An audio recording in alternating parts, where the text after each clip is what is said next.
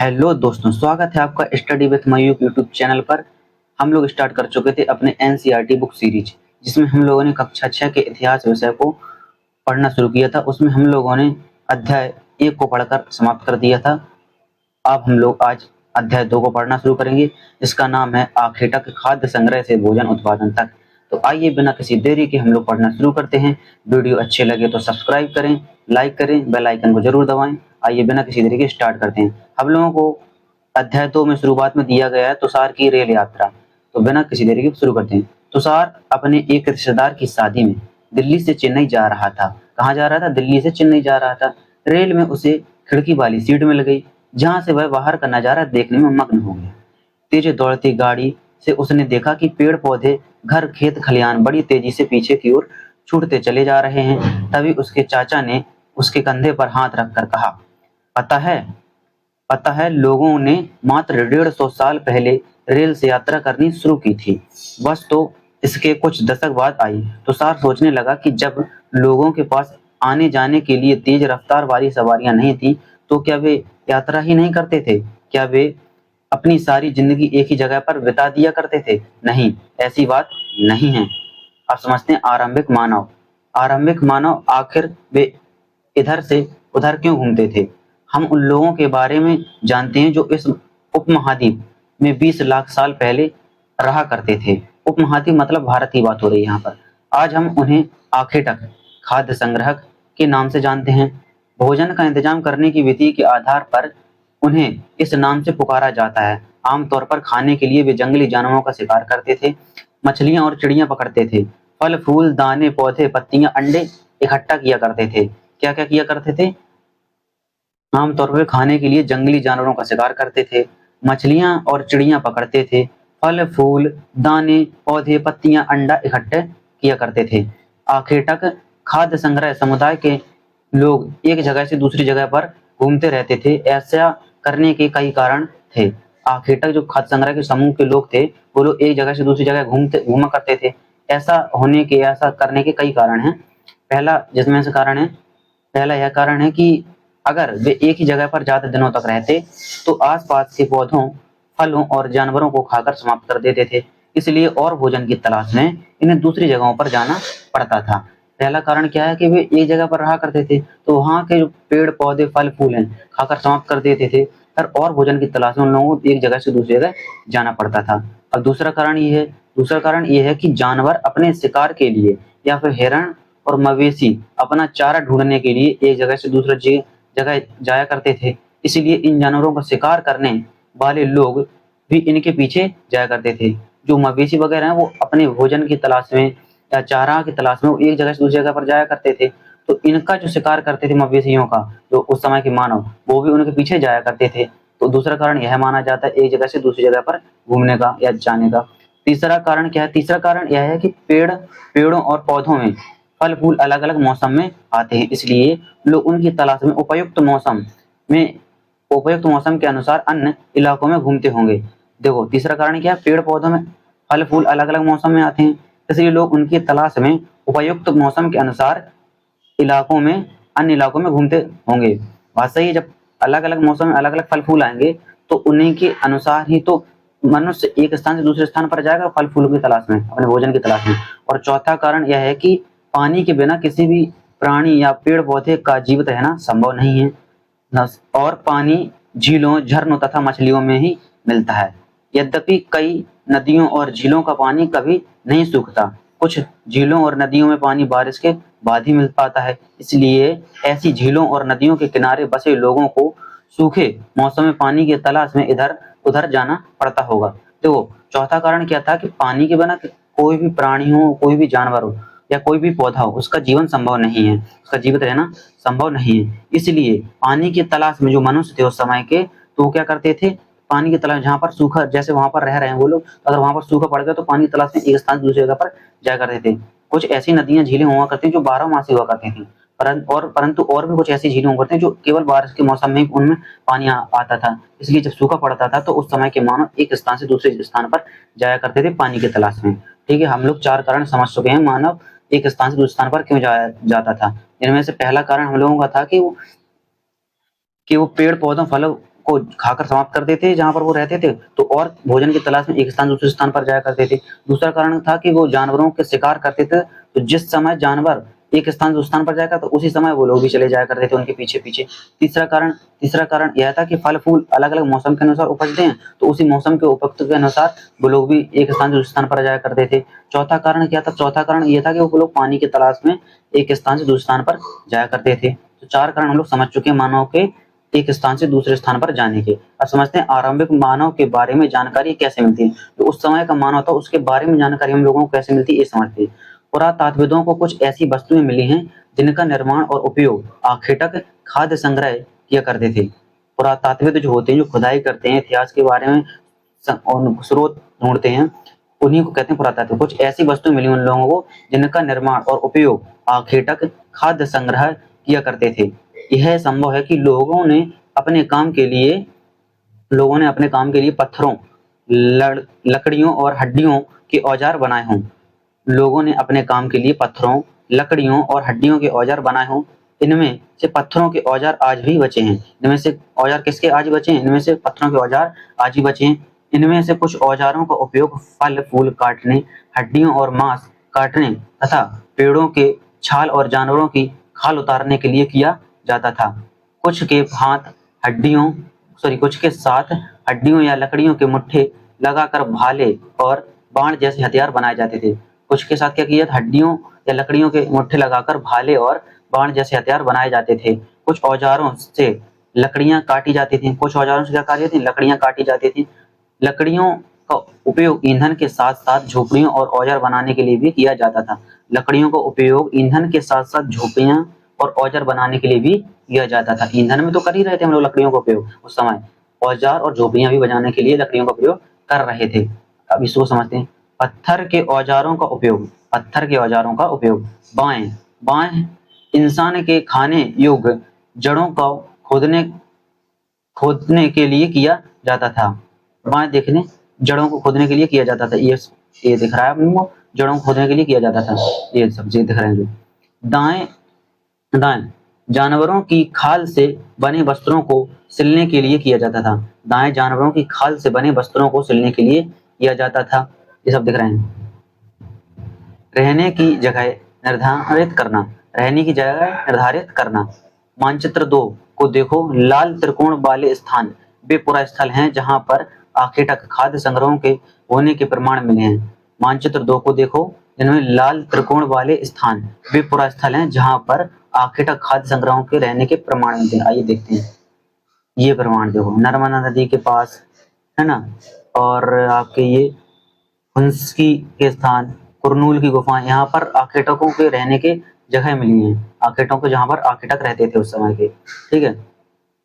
इसके अलावा भी और कई स्थानों पर आखेटक खाद्य संग्रह रहते थे। मानचित्र में सिर्फ कुछ गिने चुने स्थान ही चित्रित या चिन्हित किए गए हैं। कई पुरा स्थल नदियों और झीलों के किनारे पाए गए हैं।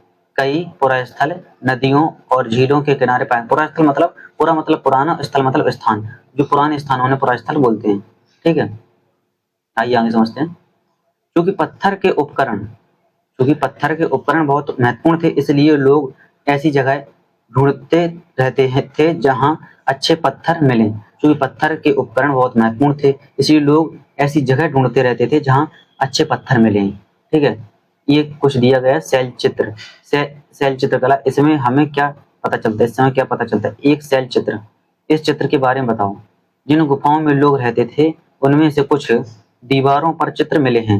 इनमें कुछ सुंदर उदाहरण मध्य प्रदेश और दक्षिण उत्तर प्रदेश की गुफाओं से मिले चित्र हैं। इनमें जंगली जानवरों का बड़ी कुशलता से सजीव चित्रण किया गया। इनमें से क्या किया गया है? जंगली जानवरों का बड़ी कुशलता से सजीव चित्रण किया गया है। इसको समझते हैं। भीमबेटका आधुनिक मध्य प्रदेश। जो भीमबेटका की गुफाएं होती है वो आज कहाँ पड़ती है? आधुनिक मध्य प्रदेश में। इस पुरा स्थल पर गुफाएं व कंदराएं मिली हैं। क्या मिली? गुफाएं व कंदराएं मिली। कहाँ पर? आधुनिक मध्य प्रदेश भीमबेटका में, ठीक है। लोग इन गुफाओं में इसलिए रहते थे क्योंकि यहाँ उन्हें बारिश, धूप और गुफाओं से राहत मिलती थी। बारिश, धूप और हवाओं से राहत मिलती थी। ठंडी सर्दी की हवा होती है। ये गुफाएं नर्मदा घाटी के पास हैं। ये गुफाएं कहाँ है? नर्मदा घाटी के पास हैं। क्या तुम बता सकते हो कि रहने के लिए लोगों ने यह जगह क्यों चुनी होगी? क्या आप लोग ये बता सकते हैं कि इन लोगों ने रहने के लिए यह जगह क्यों चुनी होंगी? ये देखो, ये गुफाएं यहाँ कंदरा हैं। ये पुरा स्थल, आइए समझते हैं पुरा स्थल के बारे में।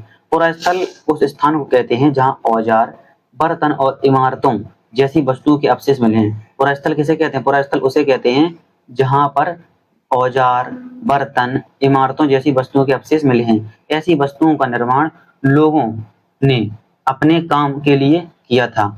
ऐसी वस्तुओं का निर्माण लोगों ने अपने काम के लिए किया था और बाद में वे वहीं छोड़ गए। बाद में वे उन्हीं चीजों को वहीं पर छोड़ गए। ये जमीन के ऊपर, अंदर, कभी-कभी समुद्र और नदी के तल में भी पाए जाते हैं। इन पुरास्थलों के बारे में आपको अगले अध्याय में बताया जाएगा। इन पुरास्थलों की और अच्छे से जानकारी हम लोग अगले अध्याय में पढ़ेंगे।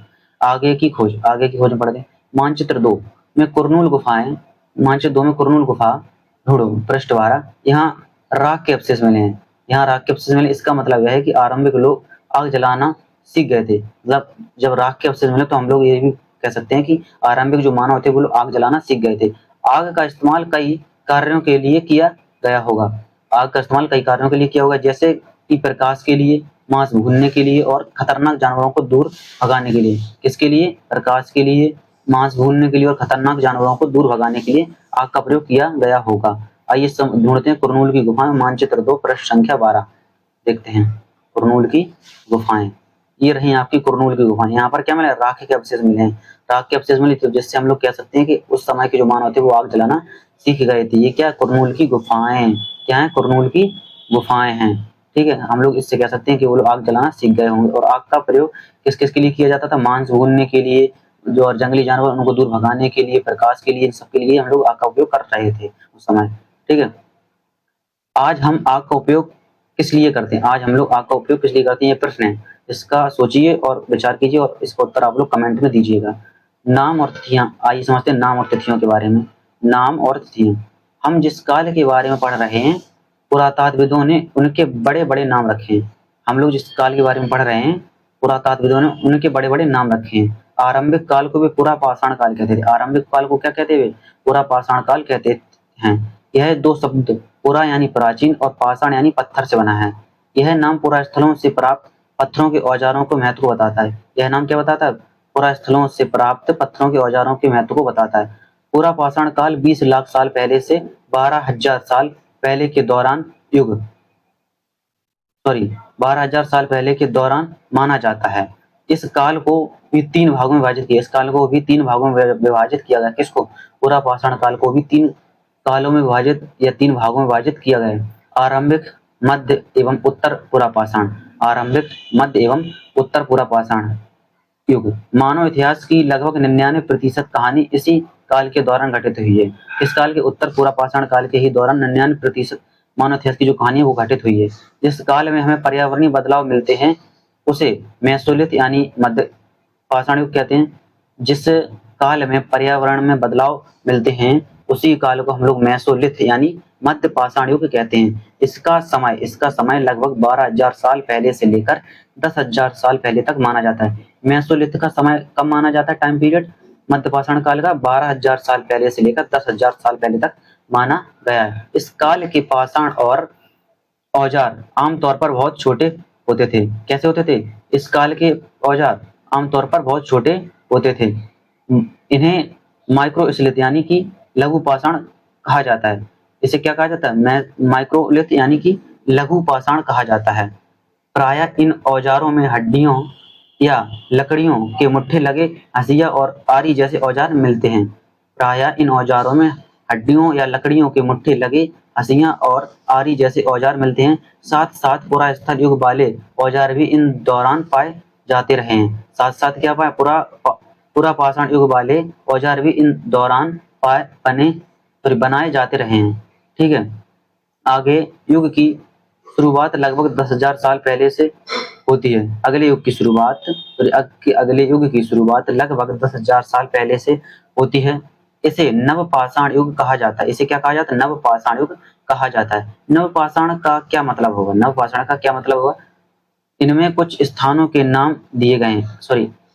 हमने यह किताब वाले बोल रहे हैं कि हमने कुछ स्थानों के नाम दिए हैं। अगले अध्याय में तुम्हें ऐसे अनेक नाम मिलेंगे। अक्सर हम पुराने स्थानों के लिए उन नामों का प्रयोग करते हैं जो आज प्रचलित हैं, क्योंकि हमें ज्ञात नहीं है कि उस काल में इनको क्या नाम रखा गया होगा या किस नाम से पुकारा जाता होगा। बात सही है कि हम लोग आज जिन पुराने स्थलों को जिन नाम से जानते हैं वो आज जो प्रचलित हैं उन नामों से, उन्हीं के नाम से हम लोग जानते हैं। और पुराने समय में वो लोग किस नाम से जानते थे हम लोगों को पता नहीं है। जो प्रचलित हैं उन्हीं से हम लोग उनको जानते हैं। बदलती जलवायु, आइए समझते हैं बदलती जलवायु। लगभग 12,000 साल पहले दुनिया की जलवायु में बड़े बदलाव आए। लगभग 12,000 साल पहले दुनिया की जलवायु में बड़े बदलाव आए और गर्मी बढ़ने लगी। और क्या होने लगा? गर्मी बढ़ने लगी। इसके परिणाम स्वरूप कई क्षेत्रों में घास वाले मैदान बने। इसके परिणाम स्वरूप कई क्षेत्रों में घास वाले मैदान बने मैदान बनने लगे। इससे हिरण, बारहसिंघा, भेड़, बकरी और गाय जैसे उन जानवरों की संख्या बढ़ी जो घास खाकर जिंदा रह सकते हैं। देखो, जब मौसम में बदलाव आया तो परिणाम स्वरूप क्या हुआ? घास वाले मैदान बने। और जब घास वाले मैदान बने तो हिरण, बारहसिंघा, भेड़, बकरी और गाय जैसे जानवरों की क्या बड़ी संख्या बढ़ी, क्योंकि ये लोग घास खाकर जिंदा रहते थे। जब घास खाकर जिंदा रहेंगे तो लोग काफी समय तक जिंदा भी रह सकेंगे और इन लोगों की संख्या भी बढ़ेगी। जो लोग इन जानवरों का शिकार करते थे वे भी इनके पीछे आए। जो लोग इन जानवरों का शिकार करते थे वे भी इनके पीछे आए। इनके खाने पीने की आदतों और प्रजनन के समय की जानकारी हासिल करने लगे। जो लोग इनका शिकार करते थे वो इनके पीछे आए और इनके खाने पीने की आदतों और प्रजनन की समय की जानकारी हासिल करने लगे। हो सकता है कि तब लोग इन जानवरों को पकड़कर अपनी जरूरत के अनुसार पालने की बात सोचने लगे हों। हो सकता है कि तब लोग इन जानवरों को पकड़कर अपनी जरूरत के अनुसार पालने की बात सोचने लगे हों। साथ ही इस काल में मछली भी भोजन का महत्वपूर्ण स्रोत बन गई। साथ में इस काल में क्या हुआ था? मछली भी भोजन का एक महत्वपूर्ण स्रोत बन गई। क्या बन गई? मछली भी भोजन का एक महत्वपूर्ण स्रोत बन गई। खेती और पशुपालन की शुरुआत, आइए समझते हैं खेती और पशुपालन की शुरुआत। खेती और पशुपालन की शुरुआत।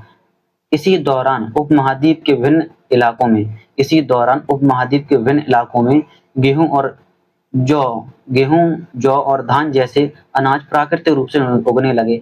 इसी दौरान क्या हुआ था? उपमहाद्वीप के विभिन्न इलाकों, उपमहाद्वीप यानी भारत के विभिन्न इलाकों में गेहूं, जौ और धान जैसे अनाज प्राकृतिक रूप से उगने लगे, मतलब नेचुरली उगने लगे। ठीक है। शायद महिलाओं, पुरुषों और बच्चों ने इन अनाजों को भोजन के लिए बटोरना शुरू कर दिया होगा। शायद महिलाओं, पुरुषों और बच्चों ने इन अनाजों को भोजन के लिए बटोरना शुरू कर दिया होगा। साथ ही वे यह भी सीखने लगे होंगे कि यह अनाज कहाँ उगते थे। साथ ही वे यह भी सोचने लगे होंगे यह अनाज कहाँ उगते थे और कब पककर तैयार होते थे। ऐसा करते करते लोगों ने इन अनाजों को खुद पैदा करना सीख लिया होगा। ऐसा करते करते लोगों ने अनाजों को खुद पैदा करना सीख लिया होगा। इसी प्रकार धीरे धीरे वे कृषक बन गए। इसी प्रकार क्या हुए? वे धीरे धीरे कृषक बन गए। देखो, जब जौ, गेहूं, धान जैसे जो अनाज है वो प्राकृतिक रूप से उगने लगे तो तब क्या हुआ? महिलाओं, पुरुषों ने, बच्चों ने उस समय अनाज को बटोरना शुरू कर दिया और साथ ही वे सीखने लगे कि इनके अनाजों को कहाँ उगते हैं और कैसे उगते हैं और पककर कब तैयार होते हैं। ऐसा करते करते लोगों ने इन अनाजों को खुद पैदा करने सीख लिया होगा और इस प्रकार वे क्या बन गए? धीमे धीमे कृषक यानी कि किसान बन गए होंगे। कृषक यानी कि क्या? किसान बन गए होंगे। इसी तरह लोगों ने अपने घरों के आसपास चारा रखकर जानवरों को आकर्षित करके उन्हें पालतू बनाया होगा। इसी तरह लोगों ने क्या किया? अपने घरों के आसपास चारा रखकर जानवरों को आकर्षित कर उन्हें पालतू बनाया होगा। सबसे पहले जिस जंगली जानवर को पालतू बनाया गया वह कुत्ते का जंगली पूर्वज था। सबसे पहले जिस जंगली जानवरों को पालतू बनाया गया वह क्या था? कुत्ते का जंगली पूर्वज था। धीरे धीरे लोग भेड़, बकरी, गाय और सुअर जैसे जानवरों को अपने घरों के नजदीक आने को उत्साहित करने लगे। धीरे धीरे लोग क्या करने लगे? धीरे धीरे लोग भेड़, बकरी, गाय और सुअर जैसे जानवरों को अपने घरों के नजदीक आने को उत्साहित करने लगे। ऐसे जानवर झुंड में रहते थे और ज्यादातर घास खाते थे। क्या खाते थे? ज्यादातर घास खाते थे।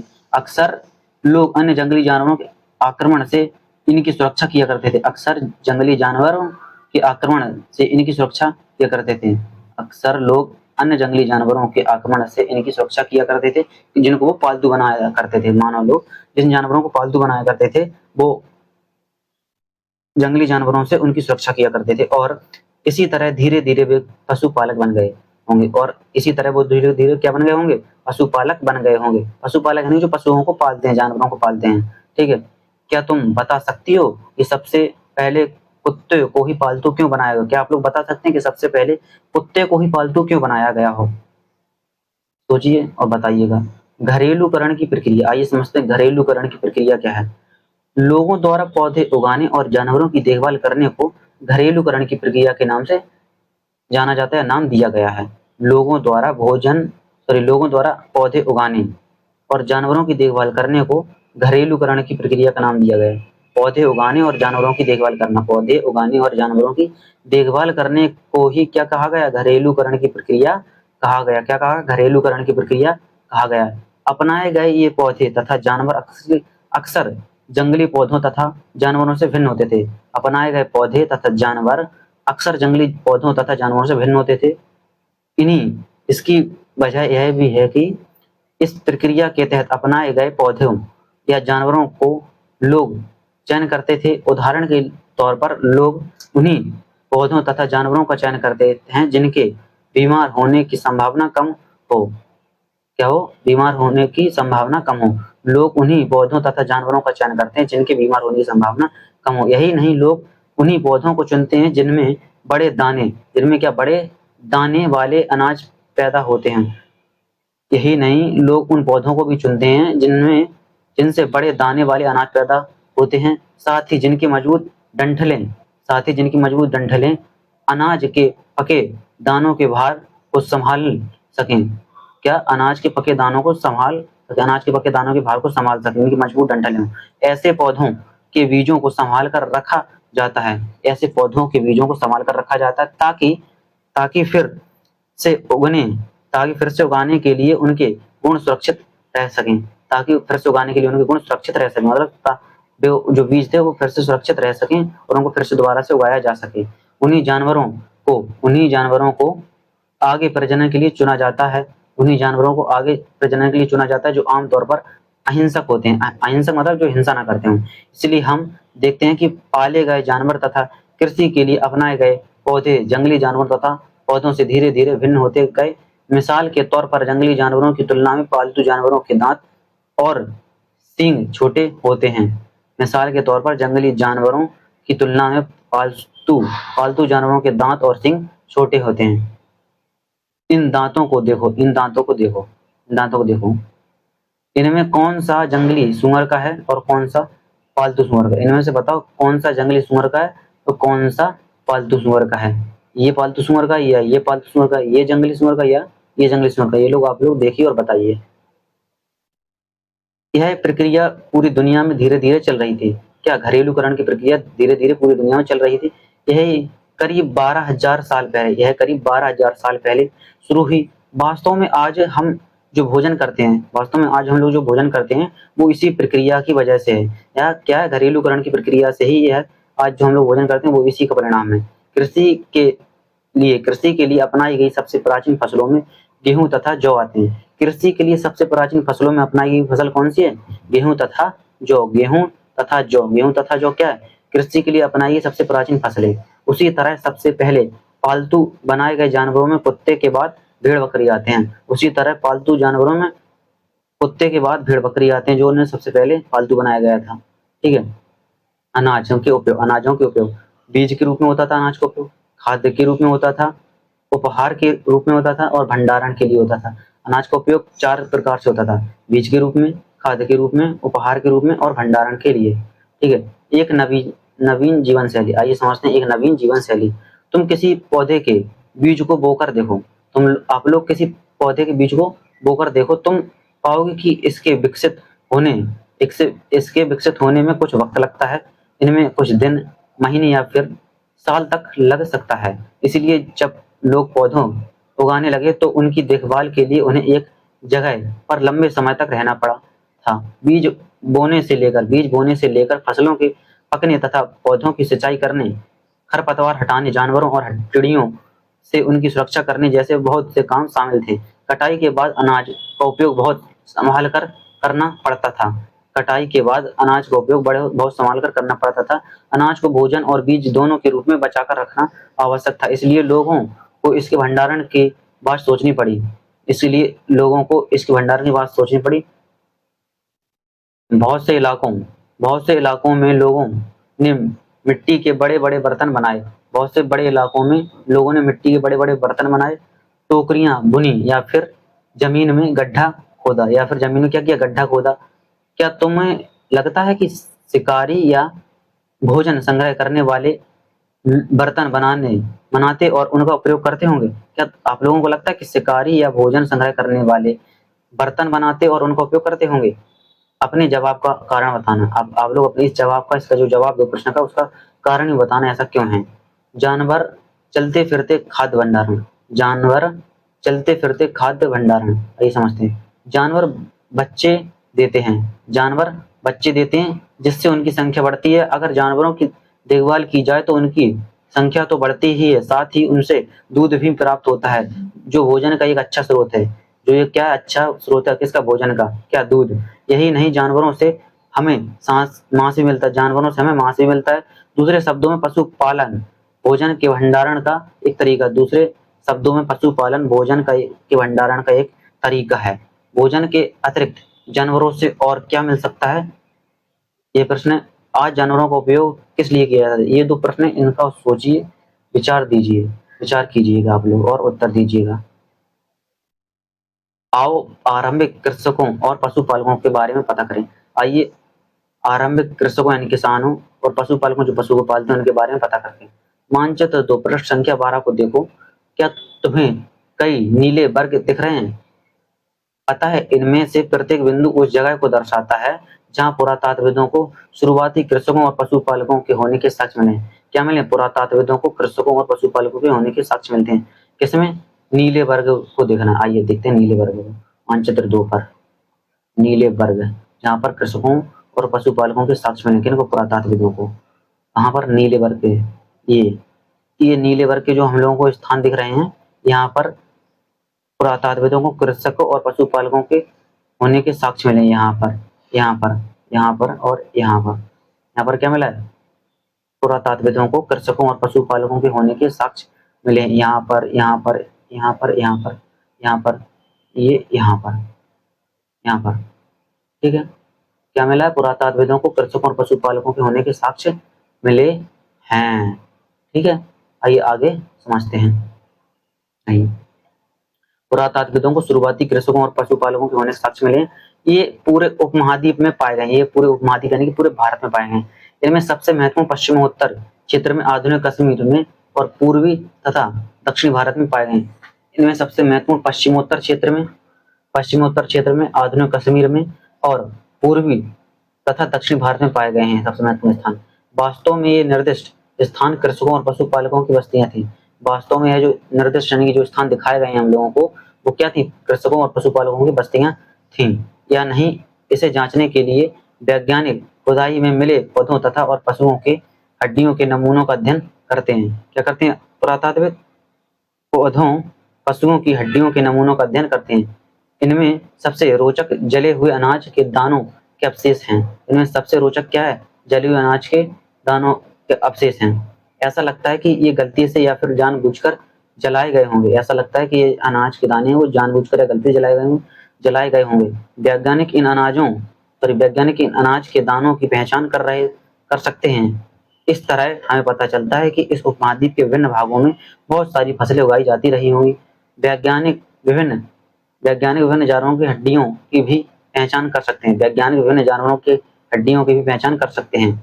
स्थायी जीवन की ओर, आइए समझते हैं स्थायी जीवन की ओर। पुरातात्विदों को कुछ पुरास्थलों पर हड्डियों पर झोपड़ियों और घरों के निशान मिले। पुरातात्विदों के कुछ स्थानों पर या कुछ पुरास्थलों पर झोपड़ियों और घरों के निशान मिले हैं, जैसे कि बुर्ज होम। वर्तमान कश्मीर में लोग गड्ढे के नीचे घर बनाते थे। जैसे कि बुर्ज होम यानी कि वर्तमान कश्मीर में लोग गड्ढे के नीचे घर बनाते थे, जिन्हें गर्तवास कहा जाता है। यानी क्या कहा जाता है? गर्तवास यानी गर्त मानी गड्ढा और वास मानी घर। जो गड्ढे में वास करते हैं उन्हें गर्तवास कहते हैं। उस स्थान का गर्तवास कहा जाता है। इनमें उतरने के लिए सीढ़ियां होती थी। इनमें उतरने के लिए क्या होती है? सीढ़ियां होती थी। इससे उन्हें ठंड के मौसम में सुरक्षा मिलती थी। इससे उन्हें क्या मिलती है? ठंड के मौसम में सुरक्षा मिलती है। पुरातात्विदों को झोपड़ियों के अंदर और बाहर दोनों स्थानों पर आग जलाने की जगह मिली है। किन पुरातात्विदों को? झोपड़ियों के अंदर और बाहर दोनों स्थानों पर आग जलाने की जगह मिली। ऐसा लगता है कि लोग मौसम के अनुसार घर के अंदर और घर के बाहर खाना पकाते थे। ऐसा लगता है कि जो उस समय के जो लोग थे वो मौसम के अनुसार घर के अंदर और घर के बाहर खाना पकाते होंगे। बहुत सारी जगहों से पत्थर के औजार मिले हैं, बहुत सारी जगहों से पत्थर के औजार मिले हैं। इनमें से कई ऐसे हैं जो पूरा पाषाण युगीन उपकरणों से भिन्न है। इनमें से कई ऐसे हैं जो पूरा पाषाण युगीन उपकरणों से भिन्न है, इसलिए इन्हें नवपाषाण का माना गया है। इसलिए इन्हें क्या माना गया? नवपाषाण का माना गया है। इनमें वे औजार भी हैं जिनकी धार को और अधिक पैना करने के लिए उन पर पॉलिश चढ़ाई गई। इनमें वे औजार भी हैं जिनकी धार को और अधिक पैना करने के लिए उन पर पॉलिश चढ़ाई जाती थी। ओखली और मूसल का प्रयोग अनाज तथा वनस्पतियों से प्राप्त अन्य चीजों के पीसने के लिए किया जाता था। ओखली और जो मूसल होते हैं उनका प्रयोग अनाज तथा वनस्पतियों से प्राप्त चीजों को पीसने के लिए किया जाता था। आज हजारों साल बाद भी ओखली और मूसल का प्रयोग अनाज पीसने के लिए किया जाता है। आज हजारों साल बाद भी ओखली और मूसलों का प्रयोग अनाज पीसने के लिए किया जाता है। उसी तरह प्राचीन युगीन औजारों का निर्माण और प्रयोग लगातार होता रहा है। कुछ औजार हड्डियों से भी बनाए जाते थे। कुछ औजार हड्डियों से भी बनाए जाते थे। कुछ औजार कैसे बनाए जाते? हड्डियों से भी बनाए जाते थे। नवपाषाण युग के कुछ उपकरण, ये नवपाषाण युग के कुछ उपकरण हैं। ये इस समय के नवपाषाण युग के नवपाषाण युग के पुरा स्थलों से कई प्रकार के मिट्टी के बर्तन मिले। नवपाषाण युग के पुरा स्थलों से कई प्रकार के मिट्टी के बर्तन मिले। कभी कभी इन पर अलंकरण भी किया जाता था। अलंकरण मतलब सजावट किया भी जाता था। बर्तनों का उपयोग चीजों को रखने के लिए किया जाता था। धीरे धीरे लोग बर्तनों का प्रयोग खाना बनाने के लिए भी करने लगे। चावल, गेहूं तथा दलहन जैसे अनाज अब आहार का महत्वपूर्ण हिस्सा बन गए थे। चावल, गेहूं, दलहन तथा अनाज जैसे अब आहार का महत्वपूर्ण स्रोत बन गए थे। इसके साथ साथ अब लोग कपड़े भी बुनने लगे थे। अब कपड़े भी बुनने लगे थे। इसके लिए कपास जैसे आवश्यक पौधे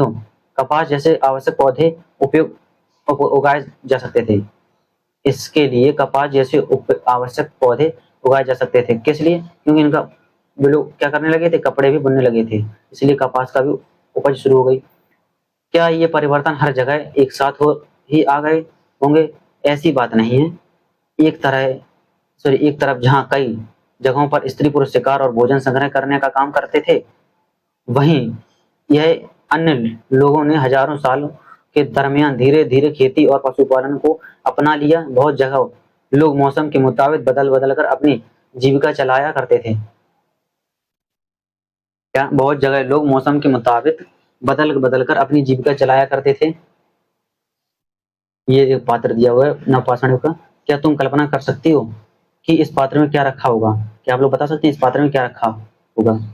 सूक्ष्म निरीक्षण। आइए समझते हैं सूक्ष्म निरीक्षण। मेहरगढ़ में जीवन मृत्यु। मानचित्र 2 प्रश्न संख्या 12 में मेहरगढ़ ढूंढो। यह ईरान जाने वाले सबसे महत्वपूर्ण स्रोत रास्ते बोलन दर्रे के पास एक हरा भरा समतल स्थान है। क्या मेहरगढ़ को ढूंढना है? मानचित्र 2 में प्रश्न संख्या 12 में यह ईरान जाने वाले सबसे महत्वपूर्ण रास्ते बोलन दर्रे के पास एक हरा भरा समतल स्थान है। मेहरगढ़ संभवतः वह स्थान है जहाँ के स्त्री पुरुषों ने इस इलाके में सबसे पहले जौ उगाने और भेड़ बकरी पालन सीखा। क्या सीखा? गेहूं उगाना और भेड़ बकरी पालन सीखा सबसे पहले। कहाँ पर? मेहरगढ़ में। ये कहाँ पड़ता है? ईरान जाते हैं हम लोग। पश्चिम ईरान जाने वाले सबसे महत्वपूर्ण रास्ते बोलन दर्रे के पास जो हरा भरा समतल स्थान है मेहरगढ़, वहीं पर लोगों ने सबसे पहले गेहूं उगाना और भेड़ बकरी पालन सीखा। यहाँ विभिन्न प्रकार के जानवरों की हड्डियां मिली हैं। इनमें हिरण तथा सुअर जैसे जंगली जानवरों तथा भेड़ और बकरियों की हड्डियां हैं। यहाँ विभिन्न प्रकार के जानवरों की हड्डियां मिली हैं। इनमें हिरण तथा सुअर जैसे जंगली जानवरों तथा भेड़ और बकरियों की हड्डियां हैं। मेहरगढ़ में इसके अलावा चौकोर तथा आयताकार घरों के अवशेष मिले। मिले हैं। प्रत्येक घर में 4 या उससे ज्यादा कमरे मेहरगढ़ में, जिनमें से कुछ संभवतः भंडारण के काम आते होंगे। अनाज भंडारण काम आते होंगे। मृत्यु के बाद सामान्यतः सगे संबंधी उसके प्रति सम्मान जताते हैं। लोगों की आस्था है कि मृत्यु के बाद भी जीवन होता है। लोगों की आस्था कि मृत्यु के बाद भी जीवन है, इसलिए कब्रों में मृतकों के साथ कुछ सामान भी रखे जाते थे। इसलिए कब्रों में मृतकों के साथ कुछ सामान भी रखे जाते थे। मेहरगढ़ मेहरगढ़ में ऐसी कई कब्रें मिली हैं। मेहरगढ़ में ऐसी कई कब्रें मिली हैं। एक कब्र में मृतक के साथ एक बकरी को भी दफनाया गया था। एक कब्र में एक मृतक के साथ बकरी को भी दफनाया गया था। संभवतः इसे परलोक में मृतक के खाने के लिए रखा गया था। क्या? इसे परलोक में मृतक के खाने के लिए रखा गया था। किसको? बकरी को दफनाया गया था। किसके साथ? मृतक के साथ। ठीक है। मेहरगढ़ के घर का चित्र, ये मेहरगढ़ के घर का चित्र है। ठीक है। ये मेहरगढ़ की कब्र का चित्र। क्या है ये? मेहरगढ़ की कब्र का चित्र है। ये मेहरगढ़ की कब्र का चित्र है। ये उपयोगी शब्द: आखेटक, खाद्य संग्रह, पुरास्थल, उद्योग स्थल, आवासीय स्थल, पुरापाषाण, मध्यपाषाण, लघुपाषाण, कृषक, पशुपालक, नव पाषाण युग, कब्र। उपयोगी शब्द कौन कौन से? आखेटक, खाद्य संग्रह, पुरास्थल, उद्योग स्थल, आवासीय स्थल, पुरापाषाण, मध्यपाषाण, लघुपाषाण, कृषक, पशुपालक, नव पाषाण युग, कब्र। तो आज का अध्याय हम लोगों को समाप्त होता है। अध्याय तो हम लोगों ने पूरी तरह से पढ़कर कंप्लीट कर लिया है। कल्पना करो, आप लोग इसको पढ़ लेना, आगे कल्पना करना और विचार करना। ओके, अध्याय समाप्त होता है आपका। और अच्छे से आपको पढ़ना हो तो इसकी पीडीएफ हम लोगों के टेलीग्राम चैनल पर मिल जाएगी, स्टडी विथ मयूख के पास, जिस पर मैंने इसकी पीडीएफ डाल दिया है। कुछ महत्वपूर्ण तिथियां, आइए इनकी कुछ महत्वपूर्ण तिथियों के बारे में पढ़ लेते हैं। मध्य पाषाण युग 12,000 से 10,000 साल पहले। बसने की प्रक्रिया का आरंभ लगभग 12,000 साल पहले। नव पाषाण युग का आरंभ लगभग 10,000 साल पहले। मेहरगढ़ में बस्ती का आरंभ लगभग 8,000 साल पहले। तो ये कुछ महत्वपूर्ण तिथियां थी जो पढ़ ली हम लोगों ने। इनको पढ़ना और कोशिश करना, इनको याद रखना, और इन तिथियों से क्या कहानी घटित हुई इन तिथियों में उसको भी समझना और याद करना, उसको ध्यान रखना। मतलब हम लोगों का अध्याय समाप्त होता है। अध्याय पढ़कर आप लोगों को अच्छा लगा हो तो वीडियो को लाइक करें, शेयर करें, सब्सक्राइब करें चैनल को। धन्यवाद। पढ़ते रहिए, खुश रहिए।